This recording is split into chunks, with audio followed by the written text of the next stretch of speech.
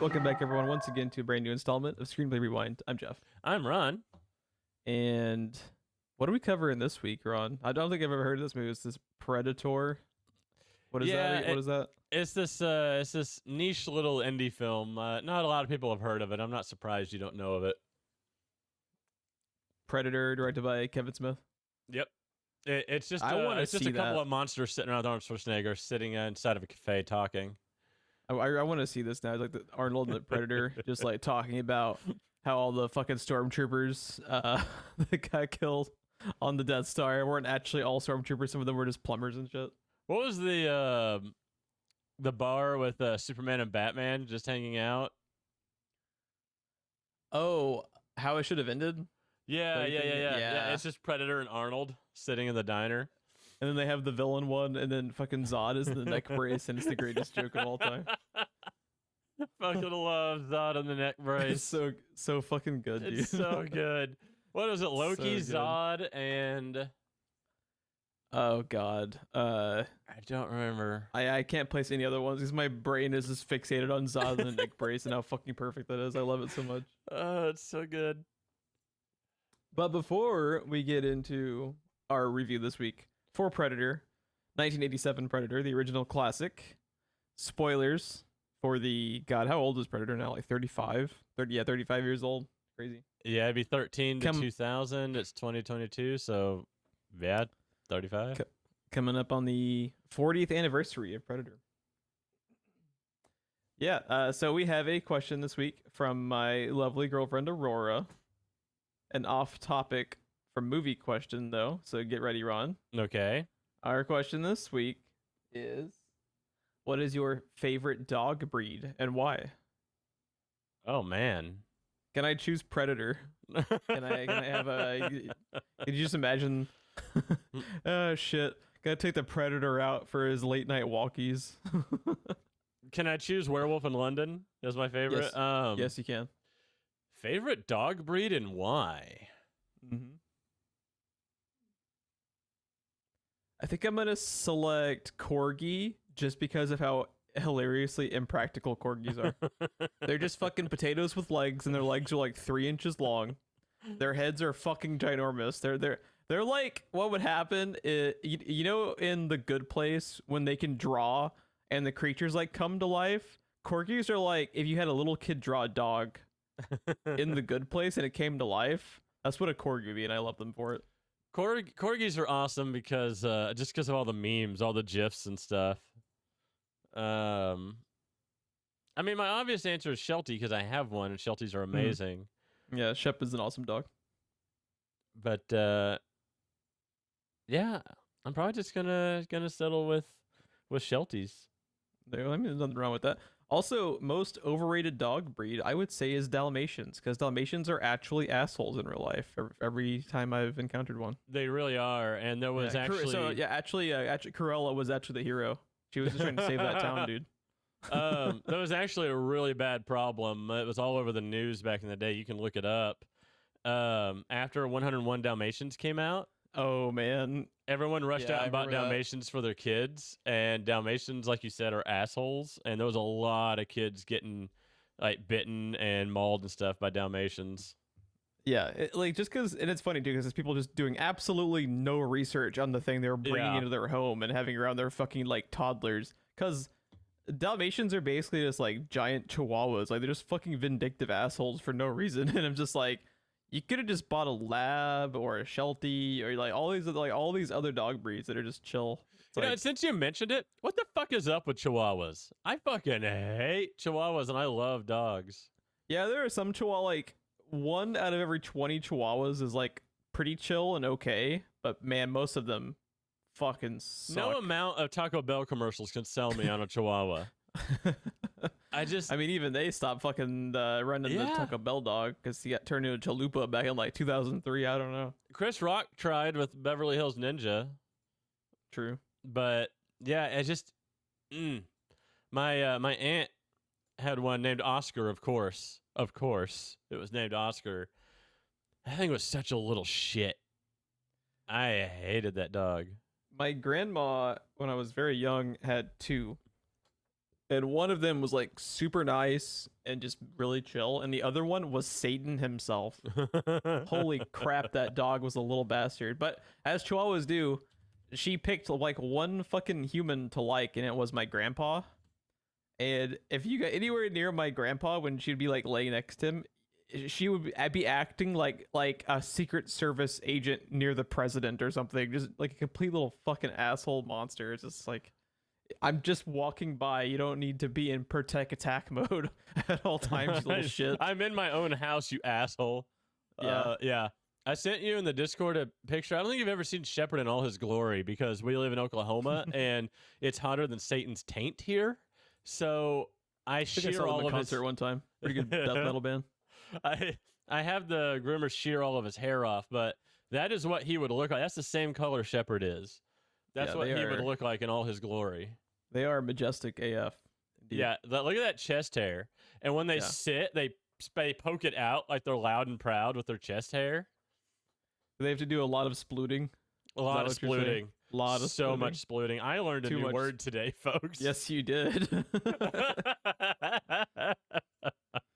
Oh my god. And my son learned it too. Shepard was just splooting a few minutes ago. God, why do I feel just so uncomfortable around that fucking word? It's so stupid. It's not. I now know what people that have the fucking moist issue feel like now. No, okay. So the way it came up was the Weather Channel app is just nothing but ads. They have as many ads as YouTube does, and normally I don't engage with any of their news or anything. I do not engage at all because it's so awful. But the top headline in their quote-unquote news section was the squirrel. Was when temperatures soar, squirrels sploot. I saw those too. How can I avoid a headline that says when temperatures soar, squirrels sploot and has a picture of a squirrel splayed out? The other thing that got my attention about it is that's exactly what the rabbits in my backyard look like. Like, I didn't know there was a word for that. I always just said that they're lounging out in the grass trying to stay cool. I didn't realize there was a word for the way they were laying around. Is it an actual word or did it's they an just actual word. It's an actual term.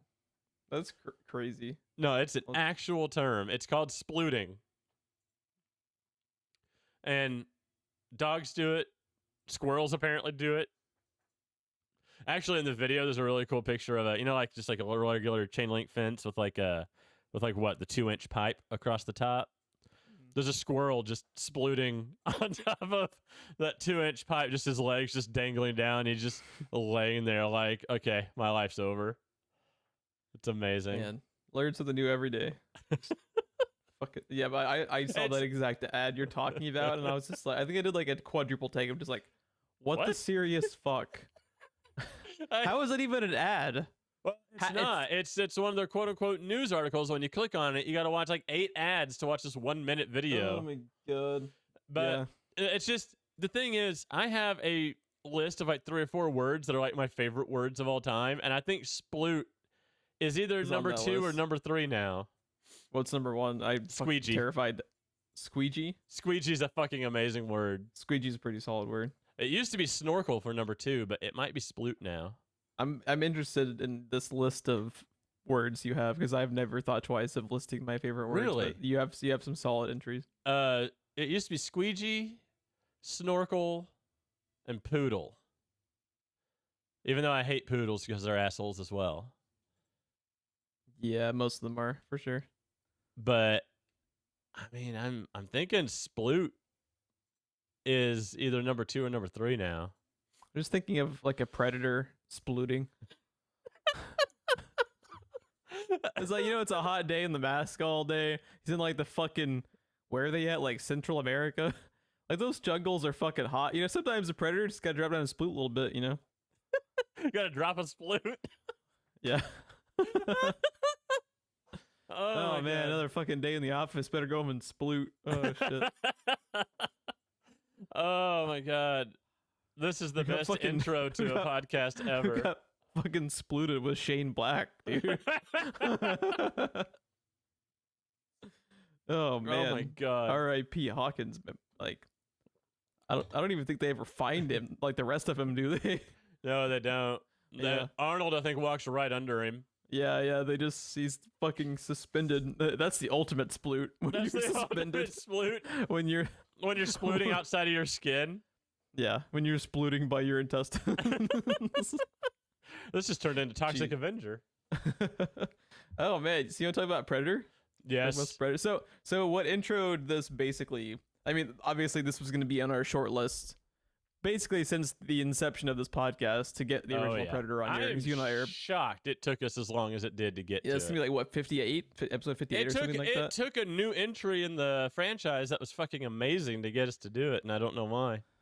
Yeah, I had picked Prey for our previous episode, which was fucking awesome, and then Ron kind of turned it into an like unplanned, kind of franchise coverage that we have been doing in the past. So yeah, you got Predator. So do you want to elaborate more on what made you want to select it for this week's show?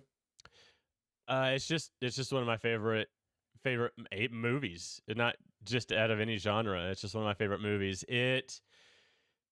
I don't think, especially today, people realize that it's a meme of the 80s action movie, especially at the beginning.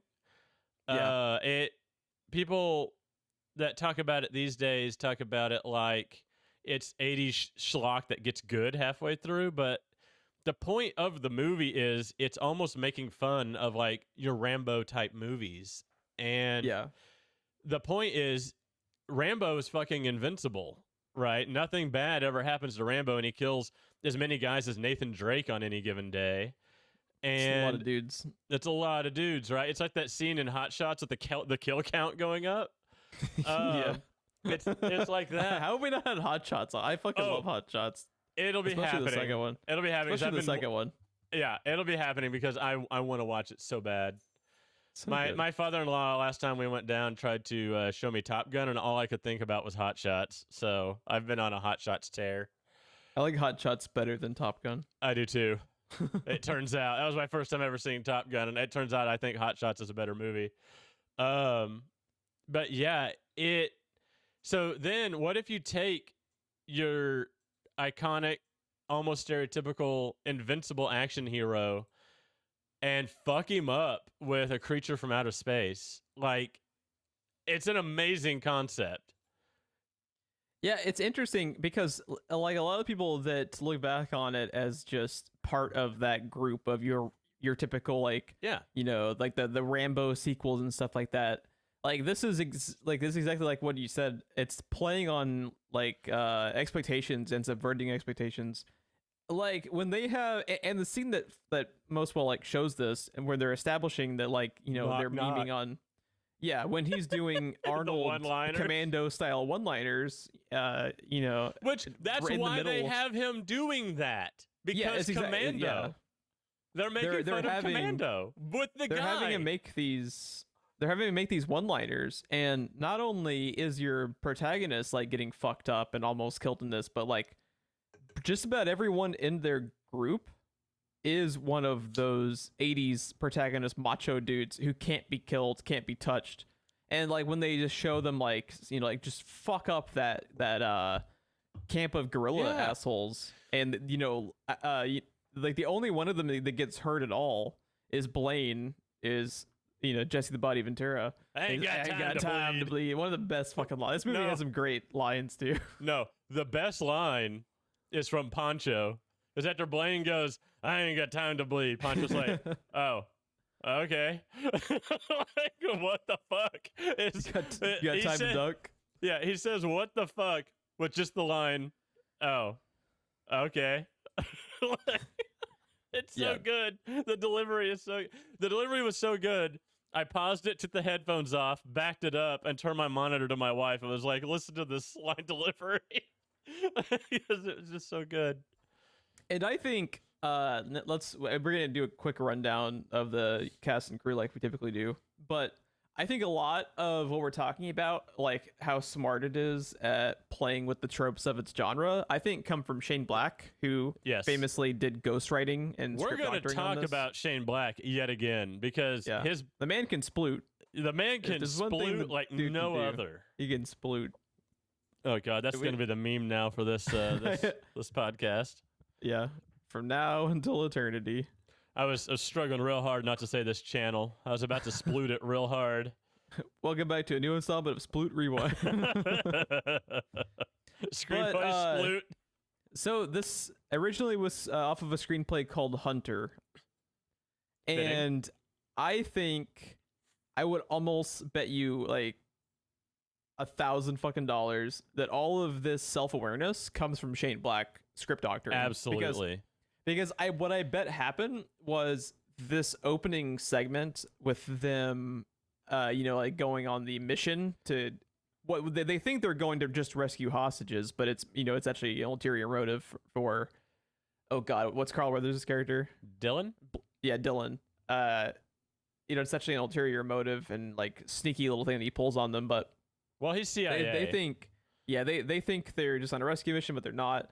I bet you this all played out in the original script just like a Rambo sequel, and it was Shane Black, and it was Shane Black that like realized this doesn't work. This is it doesn't work. This is kind of like you're kind of defeating the purpose of like setting it up and being it'd be like a non sequitur if it just straight up was an 80s macho Rambo sequel and then turned into Predator. It needs to be self-aware and play to expectations better, and I attribute a lot of that to him. I bet that's from him. Like, not only does that work on its own, that concept, like a very serious Hot Shots, like we were talking about earlier, right? Like, it's like a Hot Shots that take itself seriously. It's got all the like Vietnam era, check. Long tall Sally, check.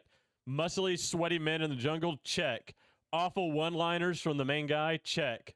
Like, it's got everything in it. It makes fun of itself. It makes fun of that genre, and that makes it land so much better when the scenario flips on them.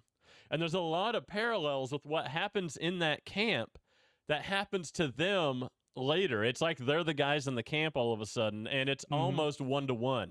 There's a lot of the scenarios that are the same. Like the best example I'll go ahead and give so you know what I'm talking about. They talked about the special forces bodies they found.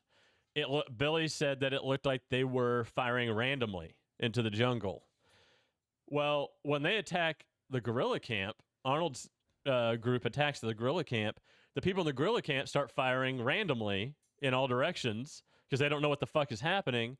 And then later, when the Predator's taking them on, they all start firing randomly, trying to hit the Predator because they don't know where he is. Like, the through line is going all the way through the movie, even though not 30 minutes before we were making fun of the genre. Mm-hmm. Like, it's amazing.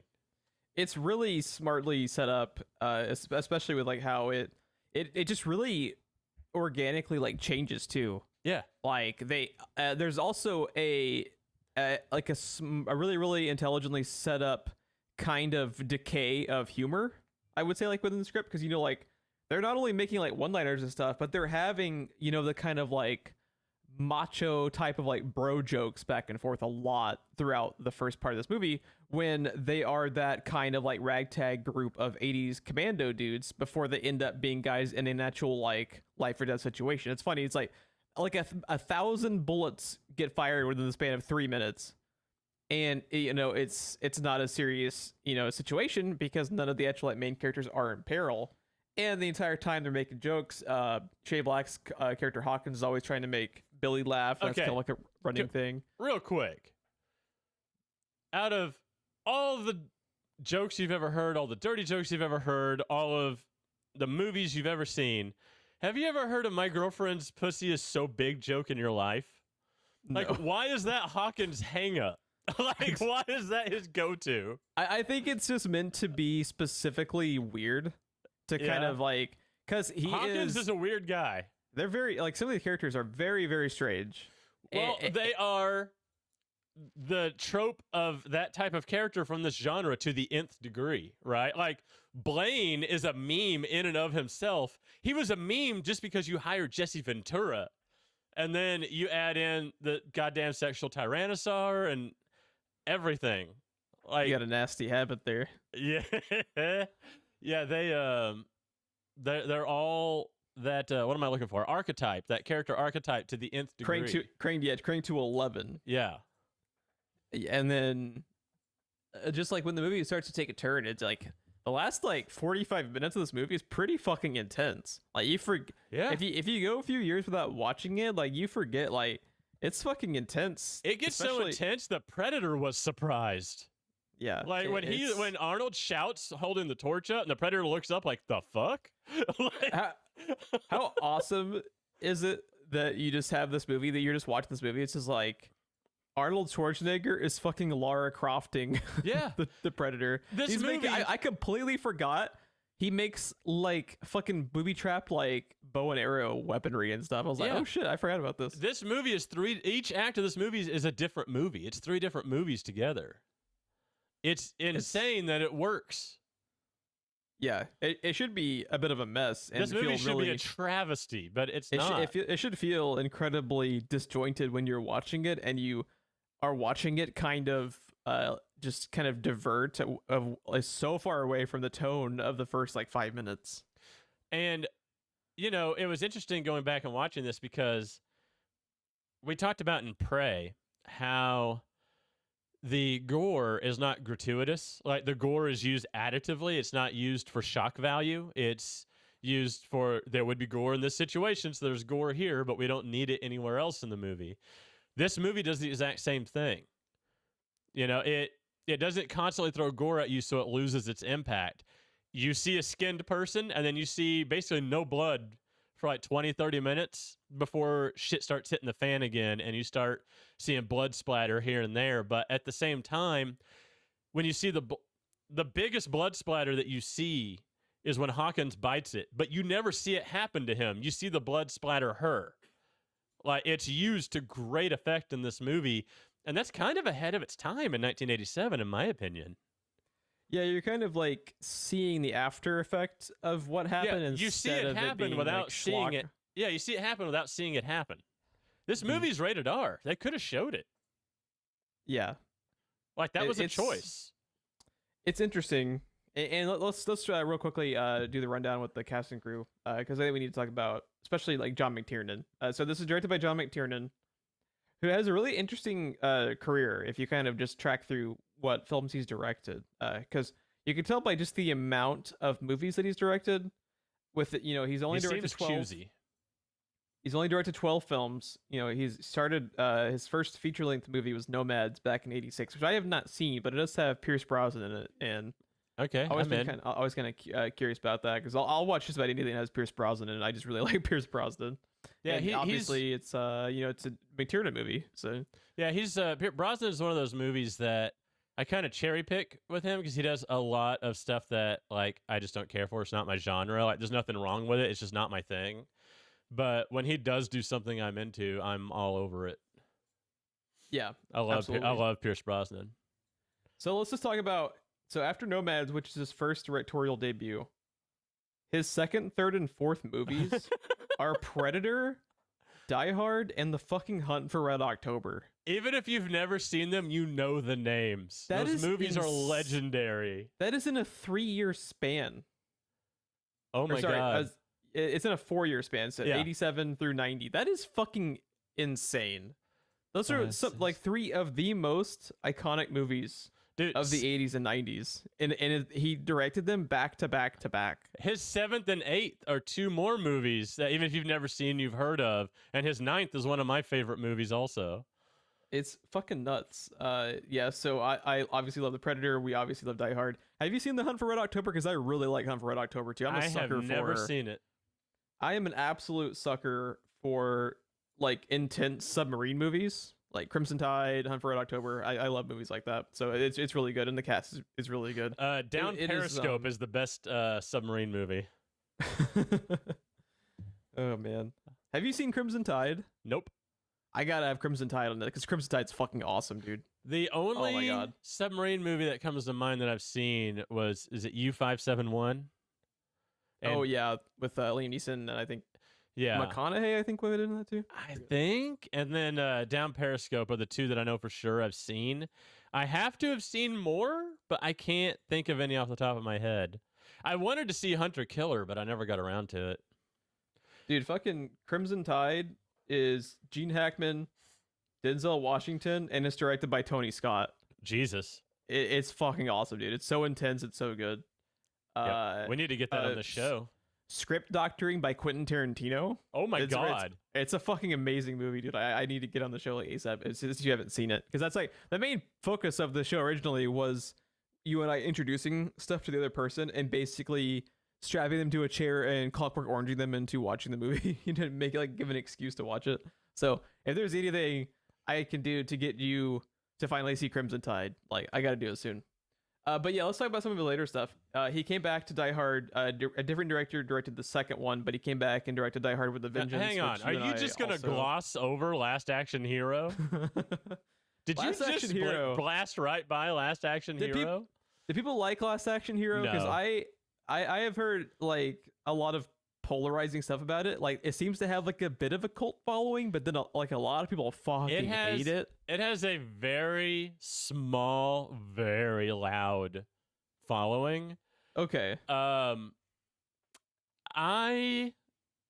don't like it. I don't. It's one of those that it's not my thing. It's Willy Wonka in the Chocolate Factory mixed with an action hero, like an action movie. Like the meme we just discussed is about the action hero genre is what Arnold Schwarzenegger is in that movie, but it's meant to be a meme at the same time. So it's I don't know. It's a really weird movie. It's some people are not going to like that I say this, but it's kind of in that same vein of movies as like Big Trouble in Little China and stuff like that.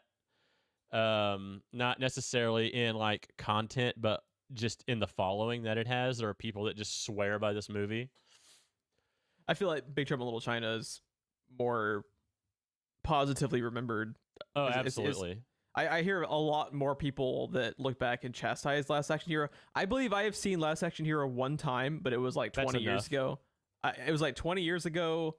I don't remember it at all, and like nothing sticks in my brain. That means you healed. that means you're done healing. Yeah, but he comes back with that. So like he directs, and it's also just like fucking weird. How do you go from directing Last Action Hero and then Die Hard with the Vengeance back to back? Like that's wild. It just because Die Hard with the Vengeance is fucking badass. That's my favorite Die Hard movie.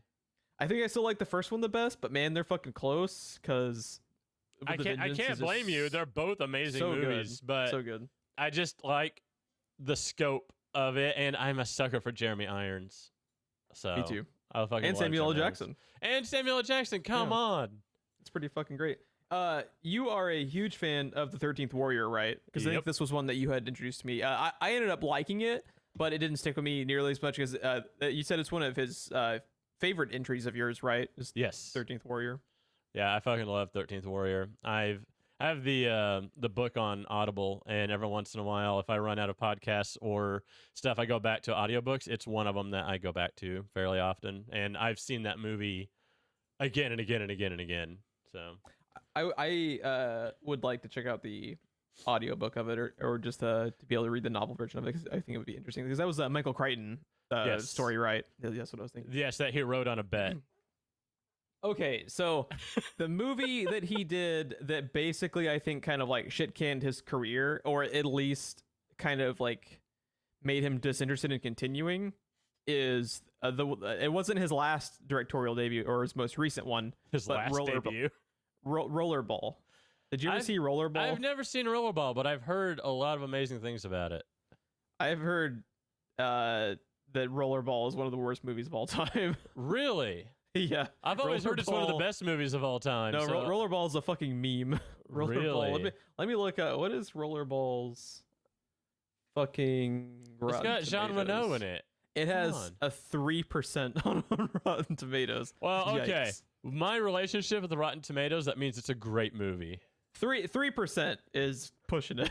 That's holy fuck.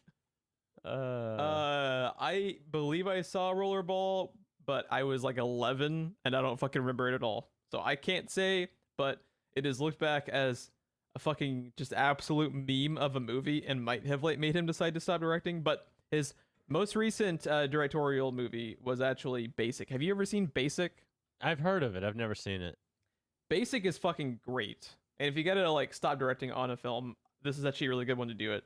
So Basic is it's John Travolta, Samuel L. Jackson, and these some really really solid like supporting actors in it. And it's one of those movies where it's like you want to know like the least amount possible going into it because it's a mystery actually, which is interesting. It's like a military mystery, and it's really good. I think you should check it out. I should even pick it for the show at some point because I think it'd be interesting to go back and talk about because I like it a lot. I watched it and revisited it a few years ago, and it was just fantastic. This Tau Ceti 4 sounds interesting. What is this? I saw this, but I hadn't actually. All I know is what it it says on IMDb. It says he's also writing it, by the way. A group of rebels set out to kill the oligarchs and military thugs who terrorize a war-torn planet in the remote Tau Ceti solar system. Tau Ceti, incidentally, another movie that is in pre-production that we talked about wanting to see, takes place around Tau Ceti. So it's interesting we have a bunch of movies coming up about Tau Ceti. Interesting.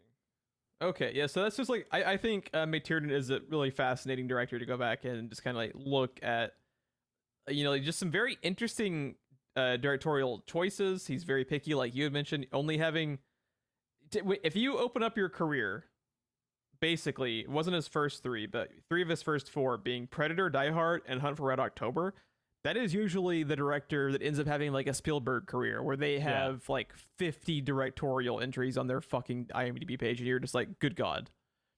So for him to only have 12 after having some of these like highs is crazy. And it has to be an intentional thing on his part. Maybe just being like, maybe just being disinterested with like the politics of the industry. And these movies, by the way, the ones that are hits are fucking hits. There's no way he's not still raking in money off residuals from these movies, right? Oh hell, just for like Die Hard alone, like how many fucking sequels of Die Hard spot? And every time I'm pretty sure every time a Die Hard sequel comes out, an angel gets its wings. Otherwise, it's the fifth one. Oh my God. Did you ever see the fifth one? I never saw it. The From Russia with Love one. Hasn't there been one after that too? I forget. I've honestly lost track of Die Hard movies. The last one I saw was with Kevin Smith and Timothy Olyphant, which I think was 4. That's the fourth one. I like that one actually. I have seen that one. I have not seen. Cliff Curtis is in it too. Oh, okay. And Mary Elizabeth Winstead is Bruce Willis's daughter in that movie. Oh yeah, I forgot she's in that. Yeah, I haven't seen the newest one because it just did very bad. Actually, her and Timothy Olyphant have a scene together. That's one of my favorite moments in the movie. Because there's this big muscle-bound guy that's like trying to hold on to her, and she just almost gets away from him.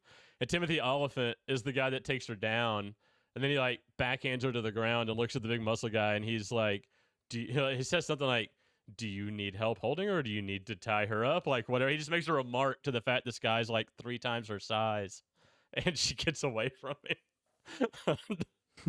It's great. I love Timothy Olyphant so much. Timothy Olyphant's so good. That movie. I forgot Kevin Smith's in that movie. So it's got Cliff Curtis, Kevin Smith, Bruce Willis, Timothy Olyphant, Mary Elizabeth Winstead. Isn't Justin Long? Justin Long is like his Samuel L. Jackson type sidekick. Yeah. That movie's nuts, man. Yeah, I remember not liking it nearly as much as I think 1 and 3.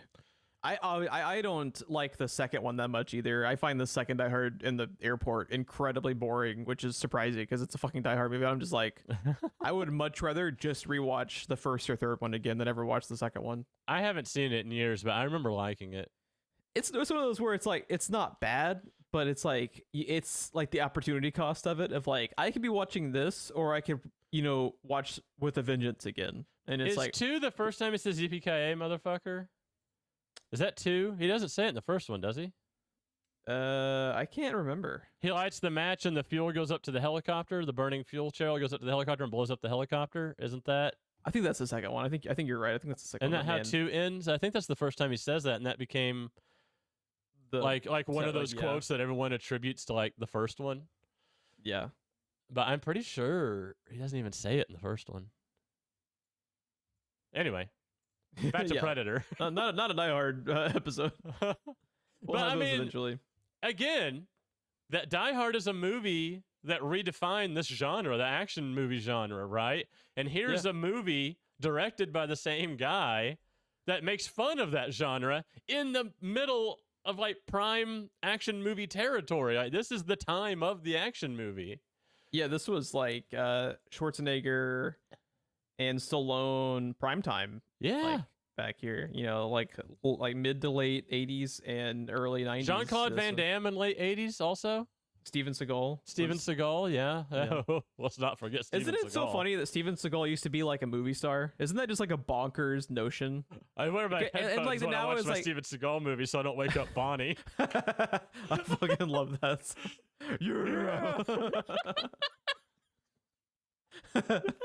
Fucking genius Family Guy joke. Oh my god. Oh, but yeah, God. let's run through the cast.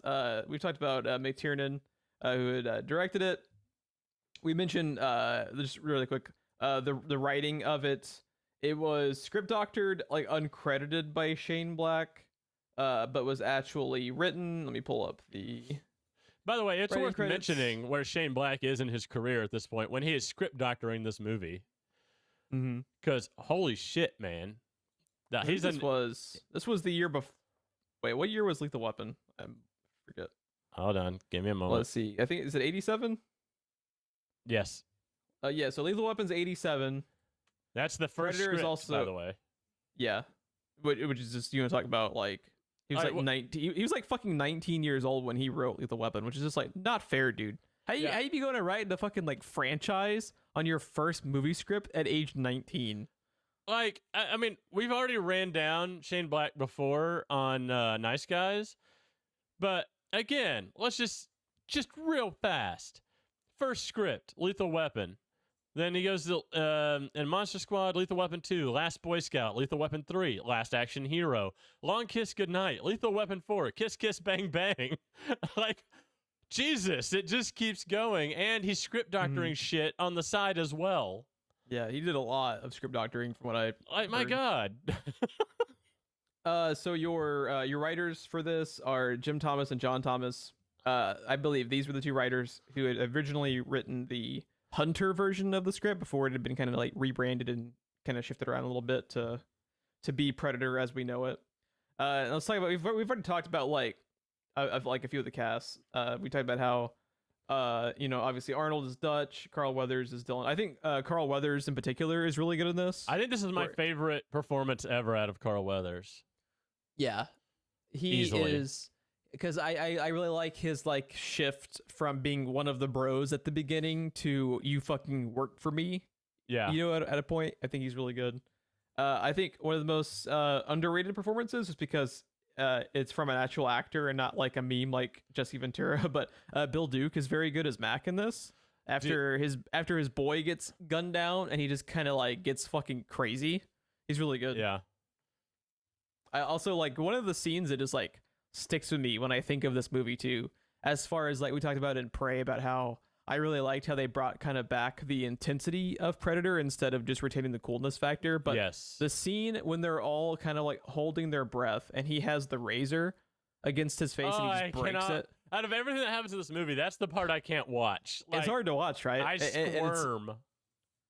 And just the fact that he just fucking is shaving himself with the razor like without any kind of lubricant is what I was about to say. Nothing. Yeah. Just nothing. He does it. It's almost like a nervous tick for him. He just does it constantly. He's doing it in the helicopter with Long Tall Sally before they're going into combat. Like also was someone that is a just real quickly, that is a genius bit of writing to show that a soldier has been through the shit and is unfazed by everything. They're in a helicopter and he's shaving. Yeah.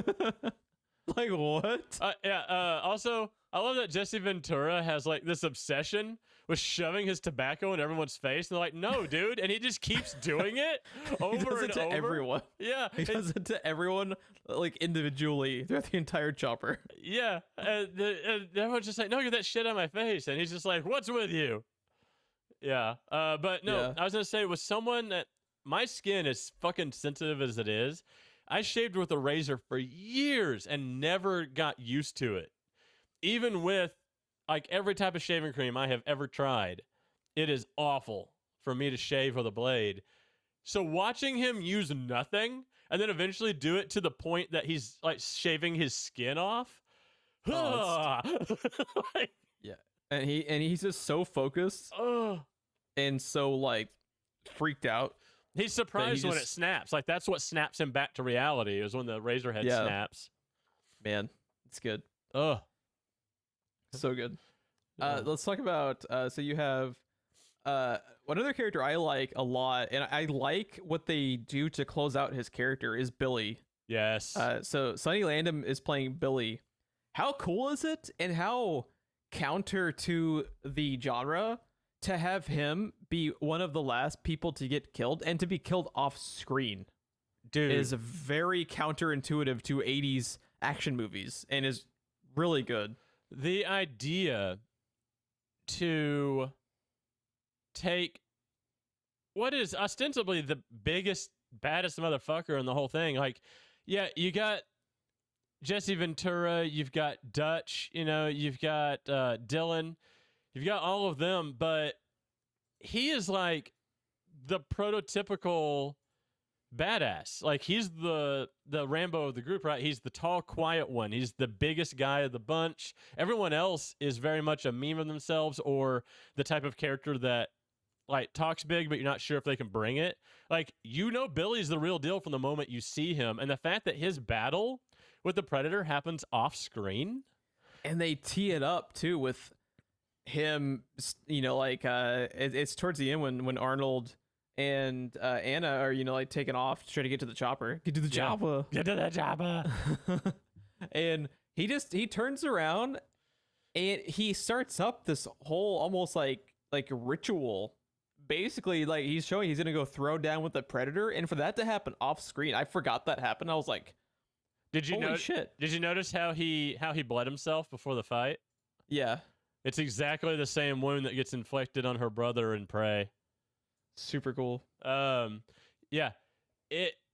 Billy is probably, in my opinion, I don't know if he's my favorite character, but he's definitely the best character, I think, in the movie because, one, he's automatically cool because he's the tracker. The tracker is always the coolest character. Always cool, yeah.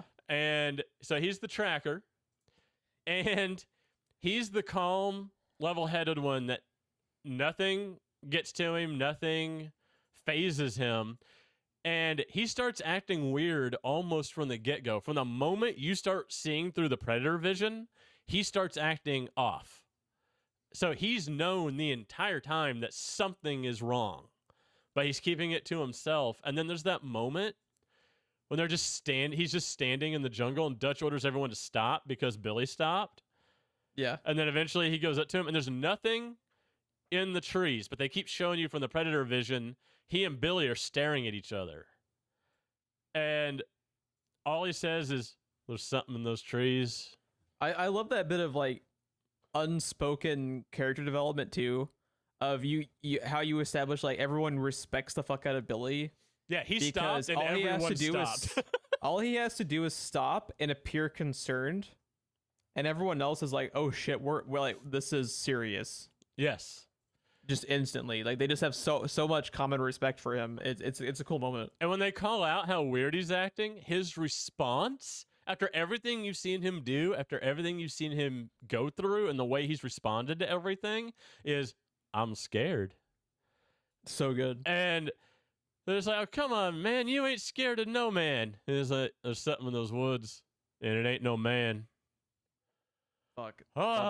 That's such a good line. Yeah, it's very good. Like this, and it's cool too. Like this movie has some great fucking 80s style one-liners. Like I ain't got time to bleed. It's just like a fucking fun and awesome line. But then you just have like legitimately good, pieces of writing that aren't That line memes means or art nothing. meta. That line means nothing if it's not from Billy.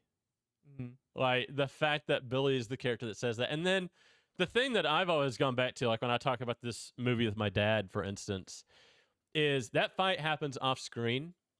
What the hell could have happened to Billy to make him scream the way he does, dude? Mhm. Like, Jesus. Like, that is something that goes back to everything we have talked about with The Thing, with Alien. Everything is they don't show you. So all you're left to do is imagine it. Whether you want to or not, your mind runs wild with what the hell makes a man scream that way, especially someone like Billy. Mhm. Like, oh. Yeah. It's fantastic. One thing I also just like want to like applaud in this movie, especially from like just the actors as a whole, is how committed they are. You know, filming this had to be fucking miserable. I believe there's a quote from Arnold somewhere that's talking about like it just fucking sucked. They're down to like the jungles of Mexico. Yeah, it looks miserable, and it's supposed to. It's Vietnam era. Do they talk about exactly where they are? It's in Central America. That's okay. That is confirmed, but I don't think they ever outright confirm. I'll scan back through the plot synopsis on Wikipedia just to see if we have any confirmation. Let's see. No, it appears to just be Central America. I think they intentionally, maybe even intentionally, don't specify where they are. Yeah. Man. But man, yeah. I cannot imagine. It just looks miserable. Just the fuck, dude. I'm OCD as well, so just the thought of just crawling through some of these like little rivers and stuff. Ugh. Fuck no, dude. Like, just because you just know.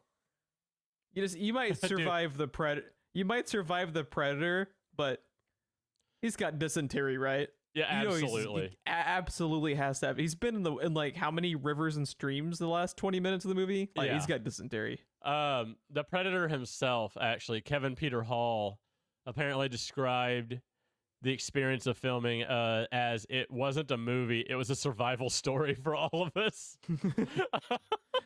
So it's like, man, it's like when you see those like scenes where they're visible, like. For example, in the scene where Predator chases Dutch, the water was foul, stagnant, and full of leeches. Hall could not see out of the mask and had to rehearse his scenes with it off and memorize where everything was. The outfit was difficult to wear because it was heavy and affected his balance. Jesus. Let's just talk too. We have to talk too. Just like how cool is the like visual design of the Predator? It's so fucking great. Like when I saw this as a kid, finally seeing the monster himself unveiled at the end of the movie immediately made him one of my all-time favorite movie monsters, still to this day. I love him visually too, even without seeing the kind of like tentacle face. I love the mask design. Just like the look of him, as far as making him look, he's like a weird juxtaposition of like crazy advanced literal alien technology, like with his like fucking War Machine style shoulder mount, like laser cannon, but he also has the kind of like, I don't even know how you describe it, but it's like very, very primitive looking clothing around his like pieces of armor. Like he has that kind of like mesh, almost like net over parts of his clothing. Like it's like net. Yeah, it's very the interesting. Like like the fish nets. Because he's like, and they kind of like expanded upon that in Prey, like we talked about. Oh, you know what we haven't talked about? We also need to include that Jean-Claude Van Damme, speaking of him, was originally supposed to be in the suit. Yeah, and then they ended up, I think, intelligently switching it to because the actor who plays him, like who plays Kevin the Predator, Peter Hall. is 7'3". So like we talked about that in Prey about if we were questioning exactly like what the size of the Predator was, but he's fucking huge. Do you know who Kevin Peter Hall is? He's Harry from Harry and the Hendersons. Are you serious? He's Harry from Harry and the Hendersons. Oh, that's awesome. One thing I forgot to bring up when I first heard it. Obviously, we never would have picked up on this before.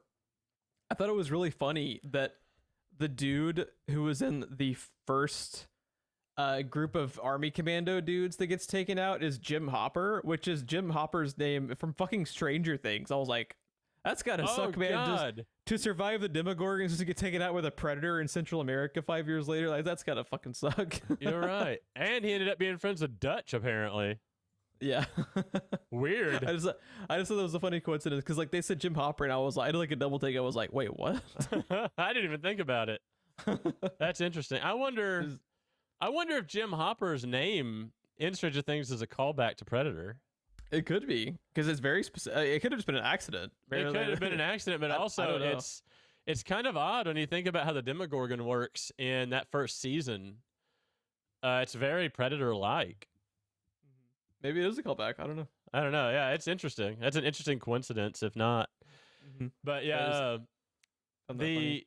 the thing that I love that this movie does, I think one of the reasons why I was so captivated by the idea of the Predator is not just that he's hunting people for sport, the most dangerous game, but they show you the monster without ever showing you the monster. And they do it very cleverly. We'll talk about later. But you keep seeing him cloaked. And it's terrifying because something is there, but you have no idea what the fuck it is. You just know that it's picking people off left and right and skinning them. And taking their spine and their skull as a trophy. So you know it's a trophy hunter. But later, when you finally see it, its face is covered. So you're still seeing most of it, but you're still not having the monster revealed to you, even though they're confirming to you it's not human or anything. And then in the big standoff, the final fight scene, he finally removes the mask, and you finally see the Predator in all his glory. But yeah, I don't know, just the way that they keep, it's like a nesting doll of reveals for the Predator. Yeah, it really is. It's very clever. It's because in Alien, once you see it, the cat's out of the bag. You know what it is. But they kind of took a lesson from that and just kept revealing him again and again. Yeah, and I think I think it's similar to Prey in that it's about 45 minutes into the movie before you get a actual shot of the Predator at all. I think you're right. But they do show you snippets here and there, just like they did in Prey. We're talking about Prey like it came first. But chronologically it did. But they keep showing you evidence that he is around, but they're not. He's not engaging yet. Well deserved. This got an Academy Award nomination for Best Effects and Visual Effects, and to the surprise of literally no one, Stan Winston helped them design the Predator because of course he did. Every fucking notable thing from a sci-fi movie from 1980 to 1990, like 5 or like 1997, is Stan Winston, like fucking all of it. Yeah, you've got Friday the 13th, The Thing, Terminator, Aliens, Predator, Edward Scissorhands, Predator 2, Terminator 2, Batman Returns, Jurassic Park, Interview with the Vampire, Tank Girl, Ghost in the Darkness. Apparently, did you ever go to Universal Studios and see T2 3D, which is fucking hard to say? I have not. He did that. He did The Relic, The Lost World, Jurassic Park, Mouse Hunt, Instinct, Lake Placid, Inspector Gadget, End of Days. Like, what the fuck, dude? It just keeps going. Darkness Falls, Pearl Harbor, Jurassic Park 3, Doom, which is the Rock one, I believe. Yeah. And Carl Urban, let's not forget. Constantine. He did Constantine. Iron Man is listed here. Indiana Jones and Kingdom of the Crystal Skull is listed. Terminator Salvation, G.I. Joe, Avatar is listed. Shutter Island. Like, yeah. That guy. It's crazy. It's crazy prolific for a very long time. My God. He designed our entire childhood. Just about. Like, holy shit, man. It's crazy. I don't remember. I used to know. But that headdress for the Predator weighs something god-awful, like 30 pounds or 40 pounds or something on your head. Fuck a lot of that. And you can't see out of it. You can't breathe in it, and it's really loud. It's got a bunch of servos and motors whirring, and it's like what 3 or 4 people control just the face. And it's like it would suck to wear anywhere, but they're in the fucking jungle. And they're in the fucking jungle in that is humid as stagnant fuck. water that's full of leeches. Yeah, it's like they all fucking did not get paid enough to make this movie because it just looks terrible. But man, like, if you're gonna just be miserable making a movie, at least it ends up being something like iconic like this. So that's really cool. Like to be able to say that you're a part of Predator. It will live on forever. It's one of the most like beloved sci-fi franchises ever, and it just continues. And like I'm so glad that it'll get even like another little boost of popularity now with Prey and the inevitable Prey sequels that are going to happen. I guarantee you it is, because after I watch Prey, Hulu will not shut up about why not watch Predator or Predators or The Predator, or how about Predator 2 even. Yeah, Prey was so huge even before that you added that to like your history to kind of like change the algorithm of it. It was just like the weekend and the second weekend after Prey, the entire front page of Hulu was nothing but Prey and the Predator movies before it. It's just like all over the place, and I'm all about it. Like, yes, please. Yeah. Yeah.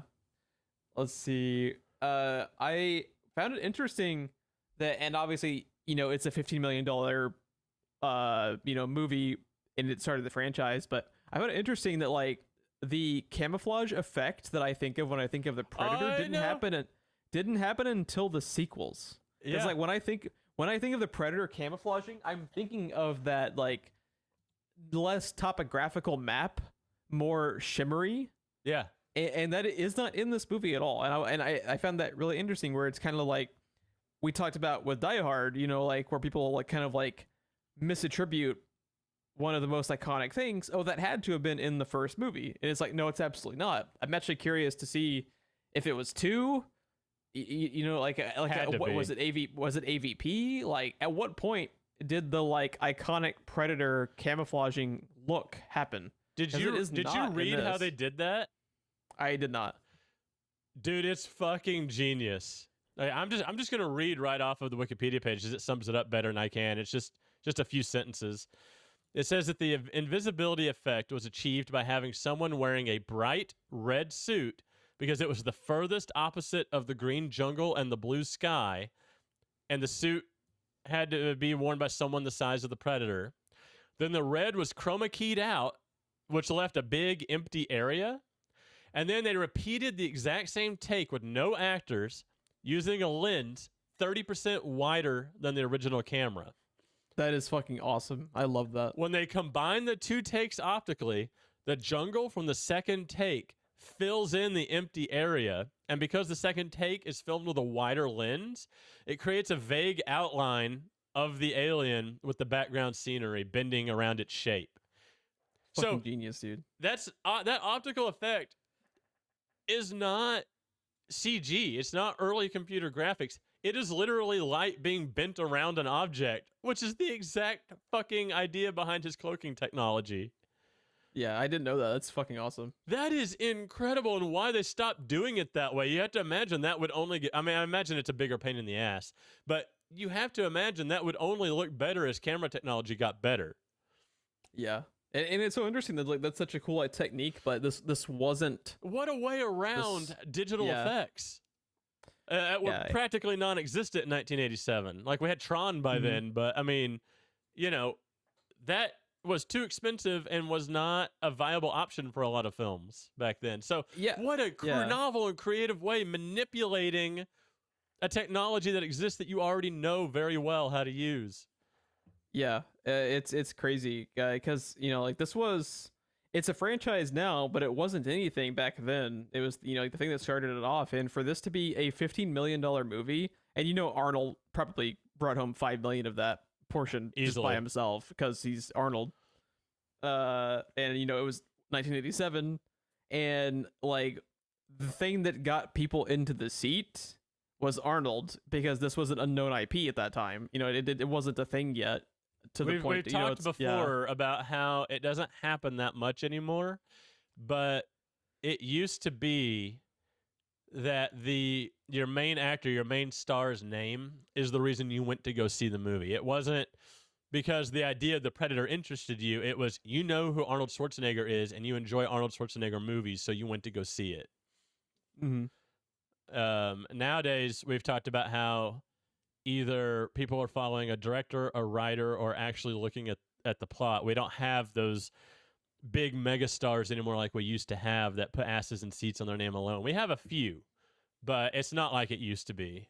It used to be name alone got asses in seats and sold tickets. So, and it always, we talked about this before, but it goes in kind of like ebbs and flows where you'll have a decade that is like director driven. You'll have, like what we've had the last 15 years where it is, how would you even characterize like the MCU? I would say like the MCU is like the defining thing the of the last like 15 is the draw, years, I think. Where it's like the cinematic unit. It's like this was like a kind of a revolutionary thing where it's like it wasn't the director, and it wasn't necessarily the IP, because like Marvel was a thing, but Marvel as a brand is different from the Marvel Cinematic Universe as a brand. So it's like this was like the first time that this has happened where it's like the cinematic universe and kind of interconnectedness of it was the draw, outside of just stars, outside of directors. Because how many fucking different directors does the MCU have by this point? All of them. They have all of them. So yeah, they have all of the actors and all the directors have pretty much worked on it. It's interesting that this was like the first time that's ever happened. But since eventually that can only last for so long, eventually we'll probably have another decade that is drawn by writers, and you'll have one finally it goes back to actors. It just kind of just depends, and it just changes over time. Even still, though, we still are living in an amazing era where in the 80s and in the 90s, for the most part, and probably the 70s also, I would say, or at least a good chunk of it, people talked about actors. Nowadays, we live in a world where we talk about, dude, did you hear that Carl Urban is going to be in a Ridley Scott movie? Like, what we do? Like, is that a thing that's actually happening? I wish it was. But why you fucking debated me? I thought that was a thing that was happening. I was like, I didn't hear about this. Well, tell me more. But I'm just gonna say that's the way people talk about movies now. Like they will bring up not just an actor, but a specific director or a specific writer as well. And it used to be all anyone ever talked about was the actor. Yeah, I mean, probably in like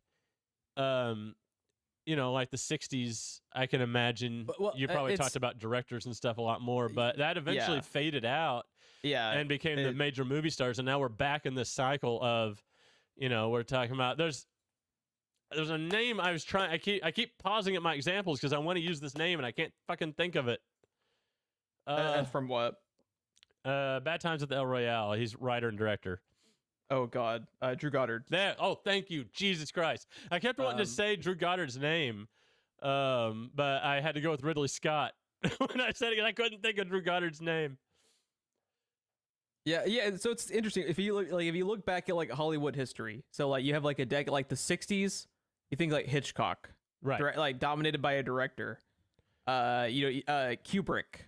Yeah, exactly. Like Kubrick, Scorsese, and Spielberg.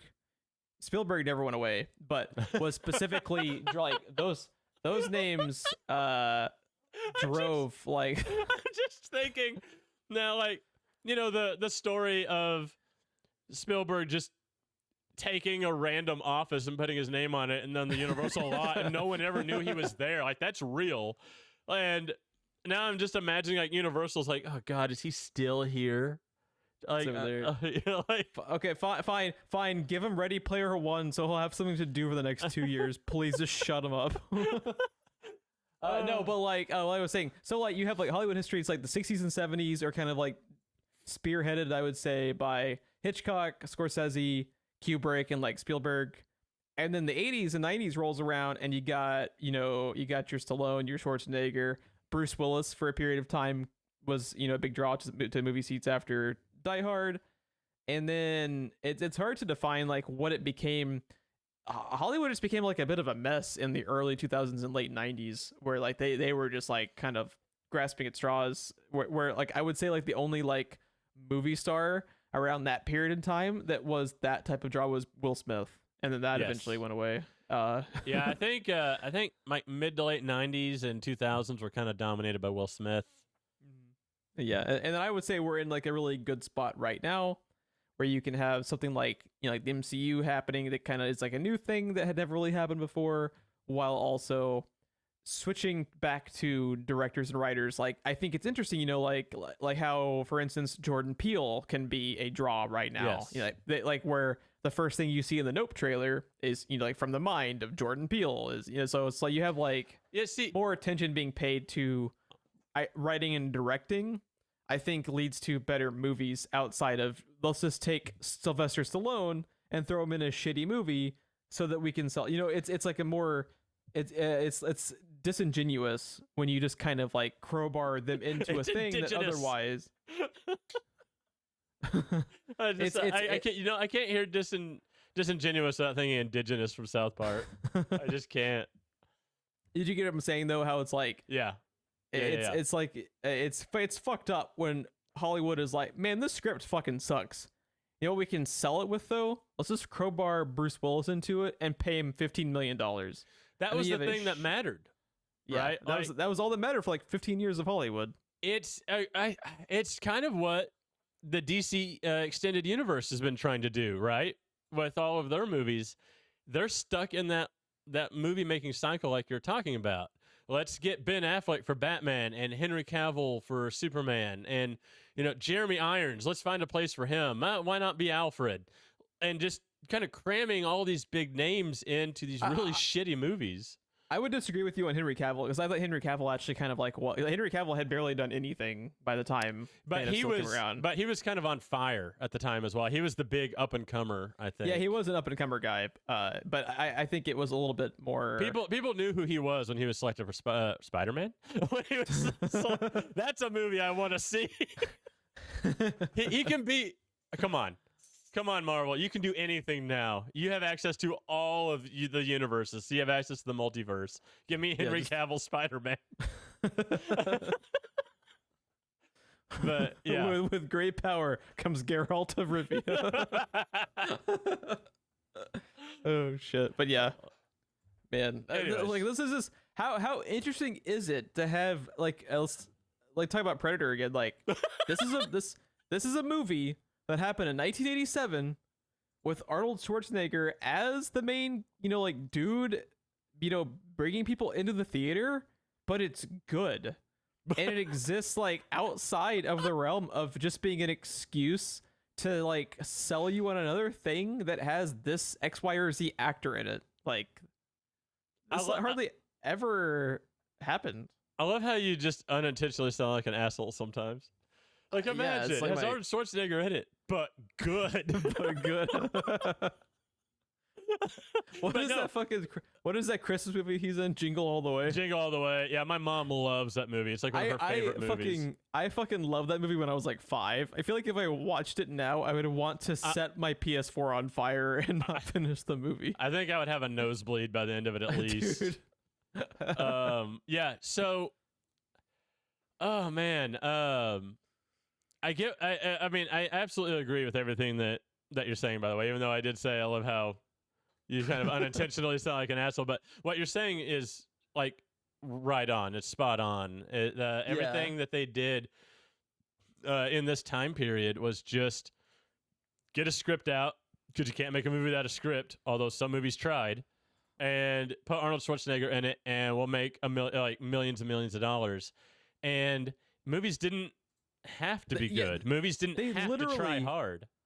They literally did the fucking underpants gnomes from South Park strategy of exactly. Step 1, Sylvester Stallone. Step 2, ? Step 3, profit. That is literally what like 10 years of Hollywood movies were. They didn't fucking care. And like for this to have had no like real reason to be a passion project, like it totally was. And it didn't have to be, but it totally fucking was. And it's like shit like that. That's how you get franchises that are beloved 40 years later. Is like when you like go above and beyond when you don't have to. And it's I love shit like that. And without having seen what the unscript doctored version from Shane Black is, this movie might have exactly have been what we're talking about. You know, it might have just appeared and then disappeared and no one ever talked about it again. We don't know. We only know the version we got. Yeah. But I mean, who knows? The original script could have done exactly what we're talking about, which is interesting to think about because Predator is such a cultural touchstone. Like, even if you've never seen it, you know the Predator. You probably even know what he looks like. Yeah. Because it's not only an iconic franchise, but just like it crosses into like universal like movie monster type status. Like he's which just is exactly like how he gets used later. Yeah, he's like part of culture instead of just part of like film, which is cool.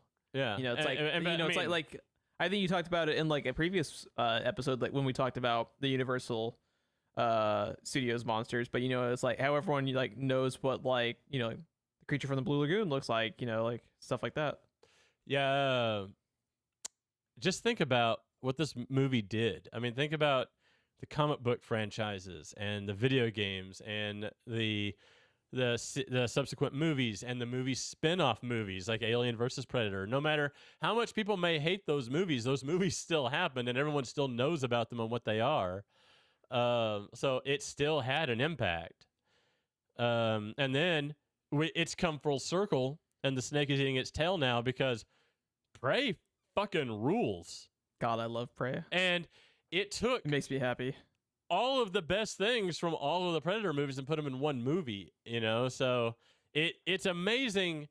It was an amazing experience to watch Prey and then to follow it up with Predator because you can see the lessons that they took from especially the first movie and some of the later ones. And even when they shoehorn in references to other characters or they reuse lines from other movies, it worked. Yeah. It's such a fine line, like when it comes to being able to be self-referential within your own franchise and it either working or it making you want to facepalm. And like for Prey to just like knock it out of the park and be so, and like what's interesting too is like when you have something like Prey happen, it is a combination of like a beloved franchise and the type of like directorial talent that is good enough, in my opinion, based off like what he's done so far, like with Trachtenberg, of like being a draw in their own right. Like when you like have like these up and coming directors where it's like, man, I can't like they're kind of starting off with some of like maybe like their own material, and then they get the opportunity to like jump on like a franchise like this. And it's like when you see nowadays when these franchises circle back around to where these directors who grew up on watching stuff like The Predator and like they get an opportunity. It's a passion project again. Yeah, it becomes a passion project because it's part of like their nostalgia and their upbringing as far as like getting into film and being a lover of film. And like it becomes a passion project again when it couldn't have been, for instance, like now I'm not I know some people like it, some people hate it, but like with Predator 2, that can't be a passion project because it was just part of the engine. It was like part of like the Hollywood machine. This movie made money. We have to crank out a sequel in 2 or 3 years. It's not gonna have fucking anything at all to do with the first one, and it's no longer a passion project. And I think it shows. I haven't seen the second one in a very long time. I never hated it as much as some people do. I know it's kind of like one of those weird people love it or people hate it. Are they part of the cult following or are they not? I don't know. Do you like Predator 2? I love forget Predator if we talked 2. about. You do? Okay. Yeah. That is the Danny Glover one, right? Yes. Where it's like, he's like, it's like they're in like New York or some shit. I want to say, I can't remember. It's in L.A. Okay. Yeah, it's got Gary Busey in it also, trying to capture the Predator. Gotcha. Yeah. But you get what I'm saying though, where it is like part of like the Hollywood machine. We got to get this fucking movie out so we can make money instead of like, hey, we can do something like special with this, like Prey. Like it's just cool to see like all these years later how it can have like a resurgence, because a lot of people had kind of left Predator for dead. Yeah, like it had been really mishandled, I would say. And I know you like AVP a lot more than I do.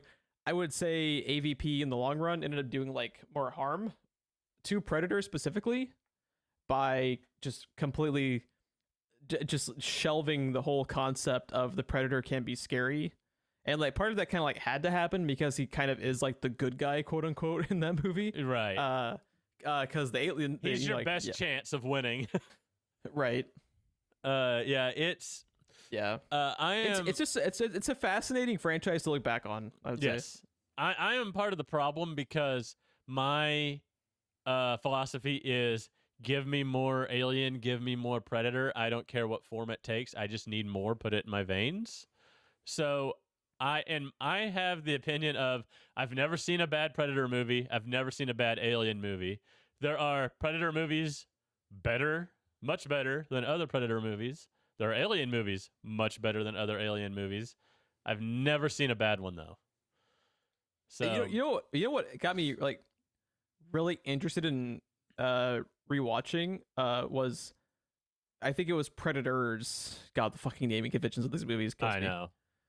But looking at the fucking cast of that movie, because it popped up It's as so a trailer, Mahershala Ali, Walton Goggins, Lawrence Fishburne, and I was like, hello? I don't remember any of you guys being in this Don't movie. forget Adrian Brody. Adrian Brody was the only person I remembered being. Oh, and Topher Grace. Topher Grace. He's one of the best characters in that movie. Those two and Danny Trejo were like the only three people I remembered being in that fucking movie. And I looked back and I was like, so many future up and coming stars like Mahershala Ali and like Walton Goggins and stuff. And it's like, why don't fucking remember y'all being this at all? Machete went to space to fight an alien. Like, come on. Oh man.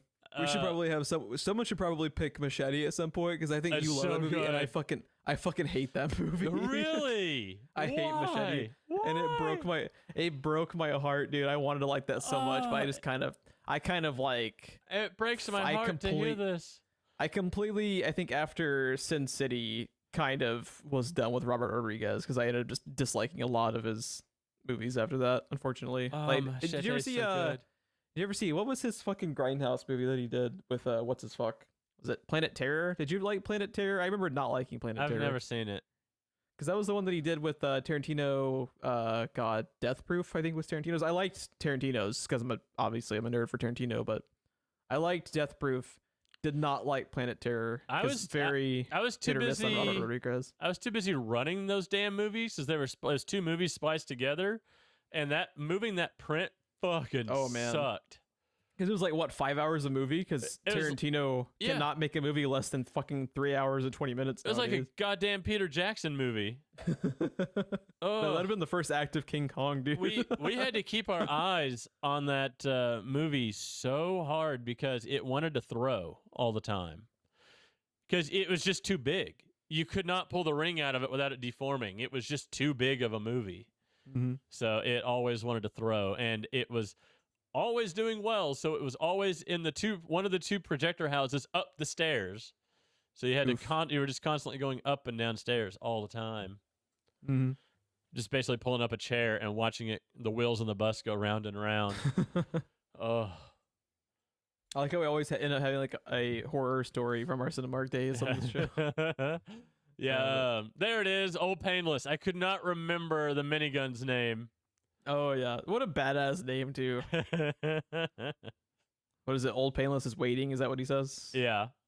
It's kind of cool. That's actually one of the characters references that in Apex Legends. Oh, nice. One of the characters, like when you select them and you're, like when you're booting up the character select screens for like the beginning of the Battle Royale mode or whatever, and you like pick your character and they do like a little like quip or whatever. One of them says "Old Painless is waiting." It's pretty cool.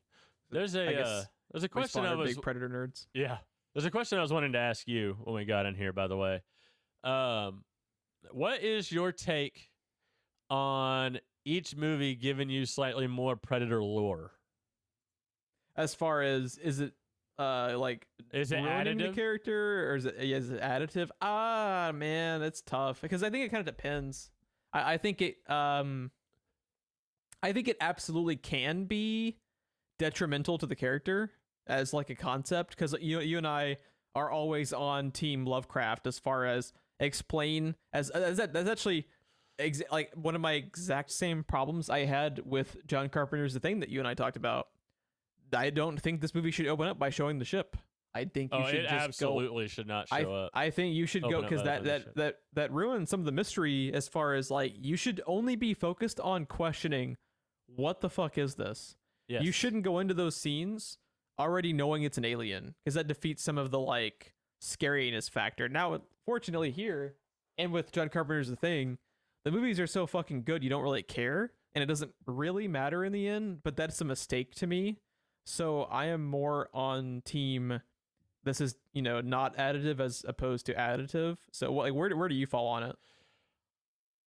So I've got two opinions on it. The first one is the times that we have gotten it, I think it's fine because it never explains what you're seeing. It always just raises further questions.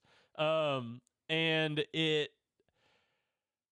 I don't know, the way that the things are presented, it's always just like a few seconds of a thing here and there, and you never really get any more of it. I mean, I know some of the movies like Predators and The Predator add more species of predator, but as far as like their home world, I think you only see an AVP, and you only see it for like a moment.